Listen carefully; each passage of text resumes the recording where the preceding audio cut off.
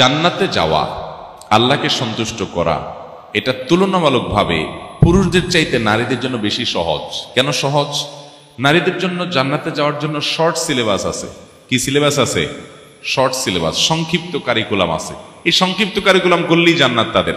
নবী করিম সাল্লাল্লাহু আলাইহি সাল্লাম ঈমানদার নারীদের জান্নাতে যাওয়ার জন্য 4টি বৈশিষ্ট্য উল্লেখ করেছেন। তিনি বলেছেন, ইদা সাল্লাতিল মারআতু খামসাহা, যখন কোনো নারী 5 ওয়াক্ত নামাজ আদায় করবে, 5 ওয়াক্ত নামাজ সময় মতো, দেরি না করে, ওয়াক্ত হয়ে গেছে তারপর অন্য সব কাজকাম ফেলে রেখে নামাজ ধীর স্থিরতার সাথে সুন্দরভাবে কোনো নারী যখন আদায় করবে, ওয়াসামাত শাহরাহা, আর যখন রমজানের রোজা রাখবে, ওয়া আতাআত যাওজাহা, আর স্বামীর কথা যখন শুনে চলবে, এবং ওয়া হাফিজাত ফারজাহা, 4 নম্বর কাজ হলো নিজের লজ্জাস্থানকে হেফাজত করবে, কারোর সাথে পরকীয়া সম্পর্ক করবে না, কোনো রকম হারাম সম্পর্ক করবে না, ফেসবুকে, অনলাইনে, অফলাইনে, ইনবক্সে, হোয়াটসঅ্যাপে, ইমোতে কোনোভাবে কোনো পরপুরুষের সাথে হারাম কোনো যোগাযোগ করবে না, আল্লাহর ভয়ে নিজের ইজ্জতকে, সম্ভ্রমকে হেফাজত করবে।